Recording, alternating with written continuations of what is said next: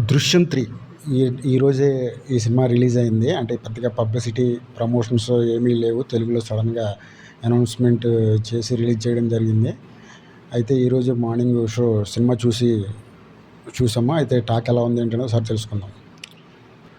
'దృశ్యం part 1, part 2' 2 క్రేజీగా సినిమాలు మంచి పబ్లిసిటీ, మంచి అంటే సోషల్ మీడియాలో గాని మంచి క్రేజ్ ఉంది. అయితే సినిమా పార్ట్ 1 కన్నా పార్ట్ 2 బాగా వచ్చింది. అయితే ఈ పార్ట్ 1, పార్ట్ 2 కన్నా ఈ పార్ట్ 3 వాటిని మించి ఉందా లేండి అని ఒకసారి మనం చూద్దాం. మూవీ స్టార్టింగ్ నుంచే రీక్యాప్‌తో స్టార్ట్ అవుద్ది. అంటే 'దృశ్యం' పార్ట్ 1లో జరిగిన సీన్స్‌ని, పార్ట్ 2లో జరిగే సీన్స్‌ని సినిమా స్టార్టింగ్‌లో రీక్యాప్ చేస్తారు. దానివల్ల మనకి అది సినిమా వచ్చి పార్ట్ 1, పార్ట్ 2 వచ్చి చాలా సంవత్సరాలు అయింది కాబట్టి ఒకసారి మనం ఆ స్టోరీలోకి వెళ్ళి ఆ క్యారెక్టర్‌ని గుర్తు తెచ్చుకునే అవకాశం ఉంటుందన్నమాట.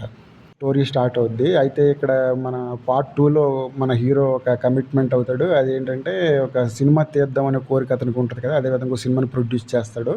ఆ ప్రొడ్యూస్ చేసిన తర్వాత సినిమా హిట్ అవుతది. ఆ హిట్ అయిన తర్వాత తన ఫ్యామిలీతో ఎంటర్‌టైన్‌మెంట్ బాగా హ్యాపీగానే సాగుతూ ఉంటది.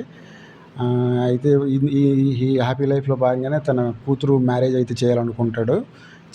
చేయాలనుకునేటప్పుడు చేయాలనుకున్నప్పుడు పాత కేసులో ఉన్న కొన్ని అడ్డంకులు మళ్ళీ ఈ హీరోని టచ్ చేస్తూ ఉంటారు. హీరో ఫ్యామిలీస్‌కి కొంచెం ఫాలో అవుతూ ఉండడం, సీక్రెట్‌గా ఫాలో అవుతూ ఉండడం ఇవన్నీ జరుగుతూ ఉంటాయి. ఇవన్నీ కొంచెం హీరో అన్‌కంఫర్టబుల్‌గా ఫీల్ అవుతుంటాడు. మళ్ళీ ఏం జరుగుతుంది ఏంటి అనేది కొంచెం ఆయన టెన్షన్ పడడం, మనకి డైరెక్టర్ జీతూ జోసెఫ్ కొంచెం మళ్ళీ ఒక టెన్షన్ వాతావరణంలో ఒక ఎంగేజింగ్ జోనర్‌లో మధ్య మధ్యలో చూపిస్తూ ఉంటాడు.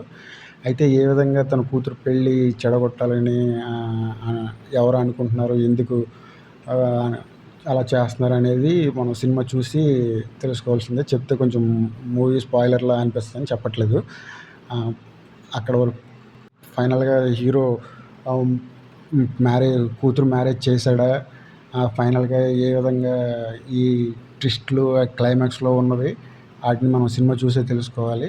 అయితే ఇక్కడ మనం పార్ట్ 2తో పార్ట్ 1, పార్ట్ 2తో పోలిస్తే పార్ట్ 3 ఈ ఫస్ట్ హాఫ్ అంతా చాలా ఎంటర్‌టైనింగ్‌గానే ఉంటుంది. మనం పార్ట్ 1, పార్ట్ 2లో పోలిస్తే చాలా సీరియస్‌నెస్ ఉంటది. ఇక్కడ పార్ట్ 1 ఫస్ట్ హాఫ్‌లో, పార్ట్ 3 ఫస్ట్ హాఫ్‌లో అయితే ఏ విధమైన సీరియస్‌నెస్ ఉండదు. చాలా ఎంటర్‌టైన్‌మెంట్‌గా ఫ్యామిలీ ఓరియెంటెడ్ మూవీ చూసినట్టు ఫీల్ కలుగుతుంది.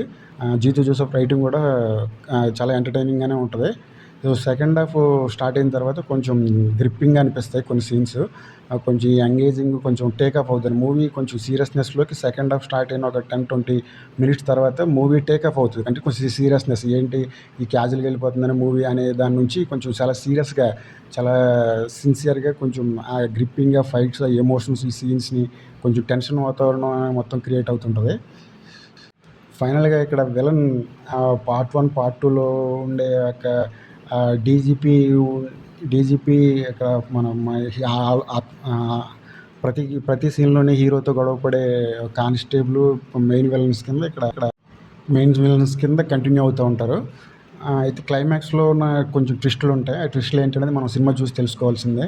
ఓవరాల్‌గా సినిమా అయితే పార్ట్ 1, పార్ట్ 2తో పోలిస్తే కొంచెం తగ్గిందని చెప్పాలి. ఓవరాల్‌గా కంప్లీట్ ఎంటర్‌టైన్‌మెంటే. ఎక్కడ మనకి బోర్ ఫీల్ అవ్వదు. కొన్ని ల్యాగ్ సీన్స్ ఉంటాయి. అది కొంచెం సినిమా ఓరియెంటెడ్ ఫ్యామిలీ అట్మాస్ఫియర్ మోడ్‌లో వెళ్తది కాబట్టి మనం దాన్ని పెద్దగా కన్సిడర్ చేయక్కర్లేదు. ఓవరాల్‌గా worth watch it in theatres. So definitely Mohan Lal యాక్టింగ్‌తో అయితే ఇరగదీశాడు. అలాగే ఎస్తేర్ అనిల్, మీనా ఉండడం వల్ల మన తెలుగు సినిమాలు చూసినట్టుగానే అనిపిస్తాయి. డబ్బింగ్ బాగుంది, మ్యూజిక్ బాగుంది. ఓవరాల్‌గా hit movie. Watch it in your theatres. Bye.